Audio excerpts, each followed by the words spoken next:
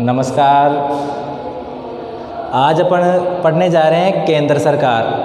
ठीक है, केंद्र सरकार पढ़ेंगे तो सबसे पहली बात यह है कि जो केंद्र सरकार पढ़ेंगे अपन, इसमें आपको दो शब्द दिखाई दे रहे हैं, केंद्र और सरकार। ठीक है, तो जो सरकार है, ये सरकार क्या होती है, इसका संचालन कैसे होता है, किस तरीके से कार्य करती है। ठीक है, ये सब सारी चीज़ें हम इनका अध्ययन करेंगे। तो सबसे पहली चीज़ है सरकार क्या होती है। तो सरकार की परिभाषाओं में क्या है कि एक विद्वान है, एक दार्शनिक है, गार्नर। ठीक है, गार्नर ने एक परिभाषा दी है। परिभाषा क्या दी है, उन्होंने सरकार को क्या माना है, एक अभिकरण माना है।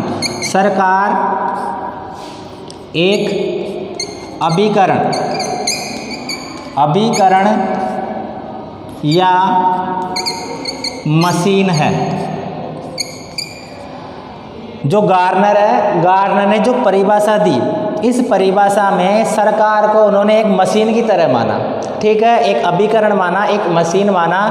तो एक मशीन है जो राज्य के नागरिकों के लिए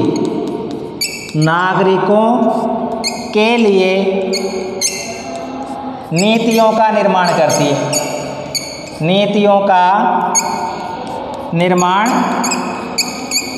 करती है।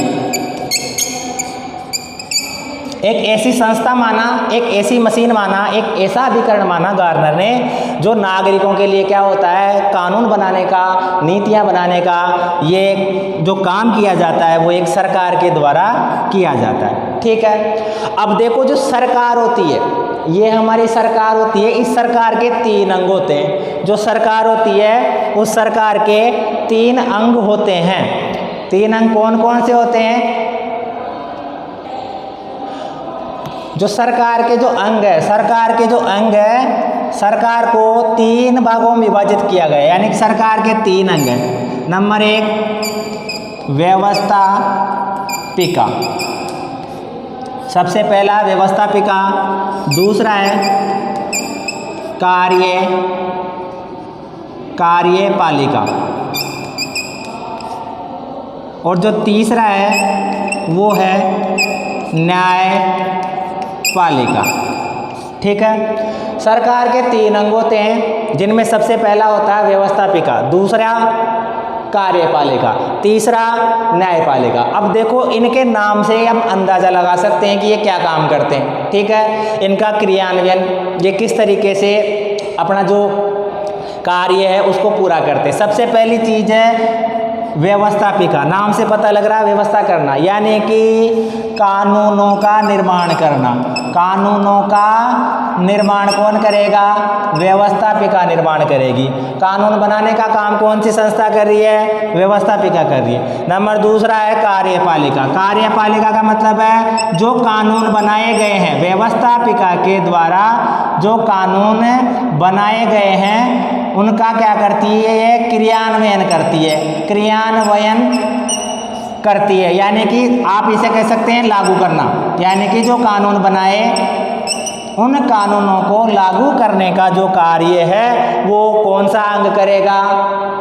कार्यपालिका करेगा। ठीक है, तीसरा जो अंग है वो है न्यायपालिका।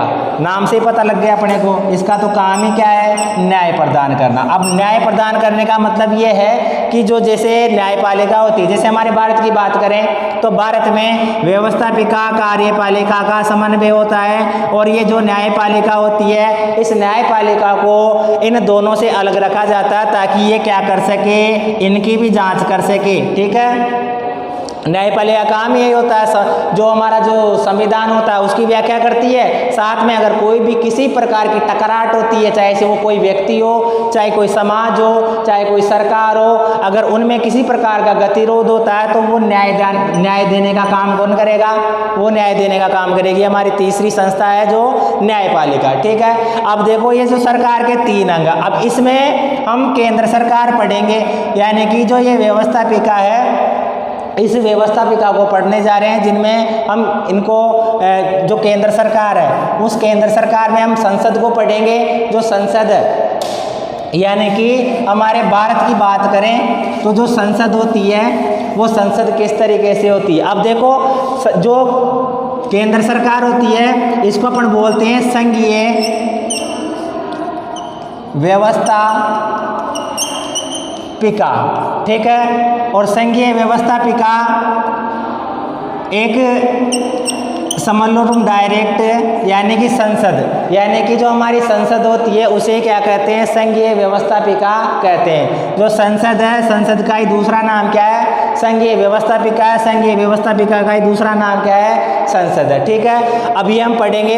अब देखो जो व्यवस्थापिका होती है वो व्यवस्थापिका दोहरी व्यवस्थापिका होती है। जैसे आप जानते हो कि एक तो होता है केंद्र और दूसरा होता है राज्य, यानी कि केंद्र में भी व्यवस्थापिका होती है जिसे तो हम क्या कह रहे हैं, संसद कह रहे हैं। राज्य में भी जो व्यवस्थापिका है उसका गठन किया जाता है जिसे हम विधानमंडल कहते हैं, ठीक है। तो केंद्र में भी होती है और राज्य में भी होती है। अब देखो जो संघीय व्यवस्थापिका है, ये जो संघीय व्यवस्थापिका है यानी कि जो हमारी संसद है इसको हम पढ़ने जा रहे हैं। तो संसद का निर्माण कैसे होता है, इसके अंग कौन कौन से होते हैं, इसके सदन कौन कौन से होते हैं और इसके जो सदन है उनका कार्यकाल क्या होता है, योग्यताएं क्या होती है, किस तरीके से इनका गठन किया जाता है, ये सारी चीजें हम पढ़ने जा रहे हैं, ठीक है।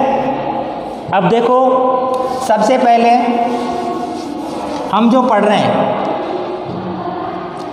हमारे भारत की संसद पढ़ रहे हैं, ठीक है। जो संसद होती है उस संसद के 3 अंग होते हैं। संसद के 3 अंग होते हैं। कितने अंग होते हैं, 3 अंग होते हैं। सबसे पहले लोकसभा, दूसरा राज्यसभा और तीसरा राष्ट्रपति, ठीक है। पहला लोकसभा, दूसरा राज्यसभा, तीसरा राष्ट्रपति। यानी कि जो संसद का निर्माण होगा लोकसभा, राज्यसभा और राष्ट्रपति तीनों से मिलकर होगा, ठीक है। ये तीनों हमारी संसद के अंग हैं। अगर हम बात करते हैं सदन की, सदन की बात करते हैं, सदन की अंग की बात करेंगे तो तीनों आएंगे, लेकिन अगर सदन की बात करते हैं तो सदन में पहला लोकसभा, दूसरा राज्यसभा। यानी कि हमारी संसद के सदन कितने हैं, 2। पहला सदन लोकसभा, दूसरा सदन राज्यसभा, ठीक है। और अगर हम अंगों की बात करते हैं, संसद के अंगों की बात करेंगे तो लोकसभा भी आएगा, राज्यसभा भी आएगा और राष्ट्रपति भी आएगा। अब इसमें हम सबसे पहले जो संसद का जो प्रथम सदन है, जो पहला सदन है लोकसभा, इसके बारे में अध्ययन करेंगे। तो संसद में सबसे पहले हम पढ़ने जा रहे हैं लोकसभा। लोकसभा का अध्ययन करेंगे हम संसद में।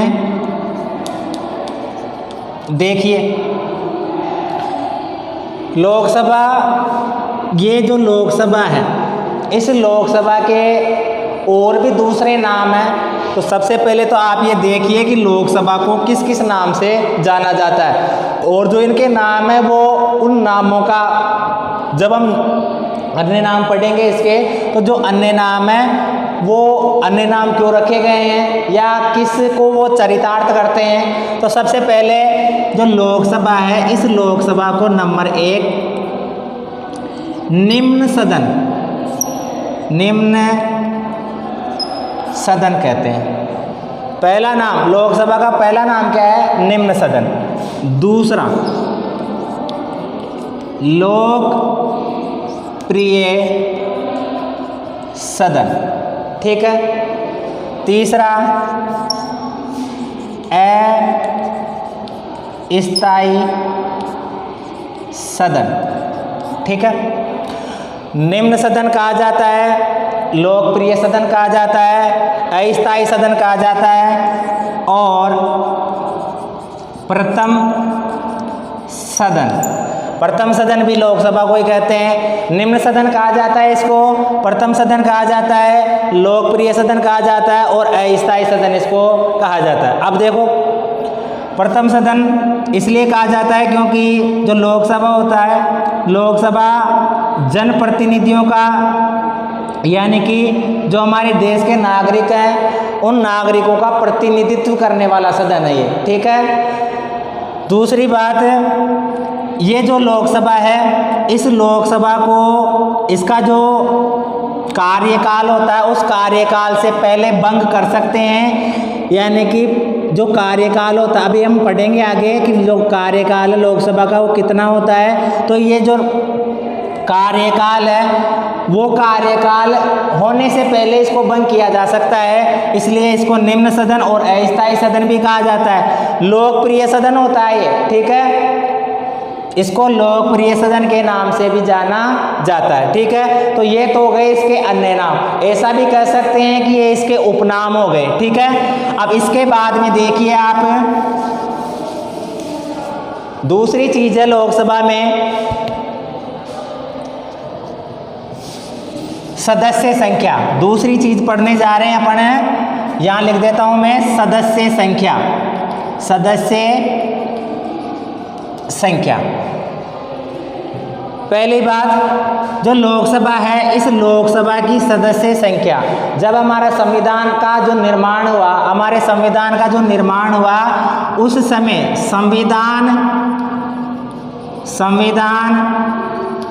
निर्माण हुआ तो मूल संविधान में जो मूल संविधान था भारत का, उस मूल संविधान में जो लोकसभा है, इस लोकसभा की सदस्य संख्या 500 निर्धारित की गई थी। कितनी निर्धारित की गई थी? 500 निर्धारित की गई थी, ठीक है। यानी कि जो सदस्य रहेंगे वो अधिकतम सदस्य है, ये अधिकतम सदस्य है, यानी कि लोकसभा के जो सदस्य रहेंगे वो 500 रहेंगे अधिकतम। लेकिन उसके बाद में लोकसभा की जो सदस्य संख्या है उसका निर्धारण किया गया दोबारा से। गोवा, दमन और दीव, इन तीनों का पुनर्गठन करके 1987 में लोकसभा में चेंज किया गया। और ये जो सदस्य संख्या है, अधिकतम सदस्य संख्या, इसमें अलग से उसके बाद में प्रावधान किया गया। तो लोकसभा की जो सदस्य संख्या है, गोवा, दमन और दीव का जो 1987 में पुनर्गठन करके जो संविधान में संशोधन किया गया, और उसके बाद में हमारा जो लोकसभा है, इस लोकसभा में सदस्य संख्या उसके बाद में अलग से फिर उसके बाद में निर्धारित की गई। तो अब देखिए जो हमारी लोकसभा है, इस लोकसभा में हमारी भारत की जो लोकसभा है संसद में, इसमें जो लोकसभा के अधिकतम सदस्य हैं, लोकसभा के अधिकतम जो सदस्य हैं वो 552 निर्धारित किए गए। यानी कि हमारे भारत में लोकसभा में अधिकतम सदस्य कितने हो सकते हैं? 552 हो सकते हैं। अधिकतम सदस्य कितने हो सकते हैं? 552। अब ये जो 552 सदस्य, इन 552 सदस्यों में क्या किया गया कि 530 सदस्य निर्वाचित होंगे। 530 सदस्य तो क्या होंगे? निर्वाचित होंगे। और ये जो 530 सदस्य हैं वो कहाँ से होंगे? ये राज्यों से होंगे। कहाँ से होंगे? राज्यों से। 530 सदस्य राज्यों से निर्वाचित होंगे। इसके बाद में 20 सदस्य ये भी निर्वाचित होंगे। 20 सदस्य भी क्या होंगे? निर्वाचित होंगे। लेकिन ये कहाँ से होंगे? ये होंगे केंद्र शासित प्रदेशों से। केंद्र शासित प्रदेशों से 20 सदस्यों का निर्वाचन किया जाएगा, ठीक है। इसके बाद में 530 और 20 550 हो गए। 2 सदस्य मनोनीत होंगे। 2 सदस्य मनोनीत होंगे। इन 2 सदस्यों का जो मनोनयन है वो कौन करेगा? वो भारत का राष्ट्रपति, ठीक है। 2 सदस्यों का मनोनयन यानी कि 2 सदस्य भारत के राष्ट्रपति के द्वारा मनोनीत किए जाएंगे। इसका मतलब ये हो गया कि 530, 20 और 2 इन तीनों को टोटल करेंगे तो 552 ये, यानी कि इस तरीके से ये सदस्य संख्या हो सकती है। ये अधिकतम के अनुसार है, यानी कि लोकसभा की जो टोटल सीट है, अधिकतम जो सदस्य संख्या है उसके अनुसार 552 के अनुसार 530 राज्यों से हो सकते हैं, 20 सदस्य केंद्र शासित प्रदेशों से हो सकते हैं। ये दोनों तो निर्वाचित होते हैं, 2 सदस्य मनोनीत होंगे, मनोनीत करेगा भारत का राष्ट्रपति। ठीक है, अब इसके बाद में अभी हम बात करें वर्तमान में, अभी 17वीं लोकसभा चल रही है। कौन सी लोकसभा चल रही है? 17वीं लोकसभा चल रही है। तो ये जो 17वीं लोकसभा है, इस 17वीं लोकसभा में जो लोकसभा के सदस्य हैं टोटल, ये देखिए 17वीं लोकसभा, ये जो 17वीं लोकसभा है, इस 17वीं लोकसभा में जो टोटल सदस्य हैं अभी वर्तमान में, वर्तमान लोकसभा की बात कर रहे हैं अपन, तो वर्तमान में जो सदस्य हैं वो 545 है। ठीक है, 545 सदस्य हैं। तो ये जो 545 सदस्य हैं, इनमें क्या है कि राज्यों के अलग होंगे जो निर्वाचित होते हैं, केंद्र शासित प्रदेशों के वो अलग होंगे, वो भी निर्वाचित होते हैं, और उसके बाद में मनोनीत जो राष्ट्रपति करता है वो भी होंगे इसमें। तो इस तरीके से तीनों को हम टोटल करेंगे। जब 545 आएंगे तो देखिए जो राज्य हैं, राज्यों से 524 सदस्य, राज्यों से 524 सदस्य हैं। इसके बाद में 524 सदस्य राज्यों से हैं। इसके बाद में 19 सदस्य केंद्र शासित प्रदेशों से। तो 524 और 19 कितने हो गए? 543, और 2 सदस्य ये राष्ट्रपति द्वारा मनोनीत। 2 सदस्य जो होते हैं वो आंग्ल भारतीय सदस्य होते हैं, आंग्ल भारतीय सदस्य होते हैं। अब आप कहोगे सर हमको तो पता ही नहीं आंग्ल भारतीय सदस्य क्या होते हैं। आंग्ल भारतीय जो सदस्य हैं उसको बताने से पहले मैं आपको बता देता हूँ कि जम्मू कश्मीर का पुनर्गठन किया गया अभी 2019 में क्या किया गया? पुनर्गठन किया गया। तो ये जो पुनर्गठन किया गया, पहले जो राज्य थे आपको पता है 29 राज्य थे और 7 केंद्र शासित प्रदेश थे, लेकिन जम्मू कश्मीर राज्य का पुनर्गठन किया गया तो ये जो राज्य है इस राज्य में संख्या कम हो गई। राज्य कितने हो गए उसके बाद में? 28, और उसके बाद में केंद्र शासित प्रदेश कितने हो गए? 9। लेकिन 2020 में क्या किया गया, ये जो 9 केंद्र शासित प्रदेश थे इसमें दमन दीव और दादर नागर हवेली को एक ही बना दिया गया है। इसलिए अभी हम बात करेंगे वर्तमान में, तो 28 तो क्या है? राज्य, और 8 क्या है? केंद्र शासित प्रदेश।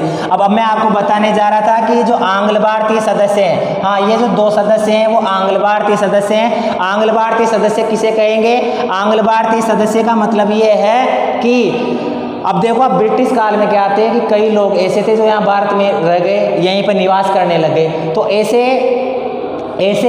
ऐसी संतान जिनके माता पिता, जिनमें माता भी हो सकती है पिता भी हो सकते हैं जो यूरोप के निवासी हो, या माता भी यूरोप की हो सकती है या पिता भी यूरोप के हो सकते हैं, लेकिन वो भारत में रहते हैं और उनसे उत्पन्न जो संतान होगी उन्हें आंग्ल भारतीय कहेंगे, और उनको हमारे भारत के राष्ट्रपति 2 सदस्यों को हमारी लोकसभा में मनोनीत करेंगे। ठीक है, अब इसके बाद में आगे हम लोकसभा के और जो दूसरे आयाम हैं उनको पढ़ेंगे, वो हम नेक्स्ट कल की क्लास में पढ़ेंगे।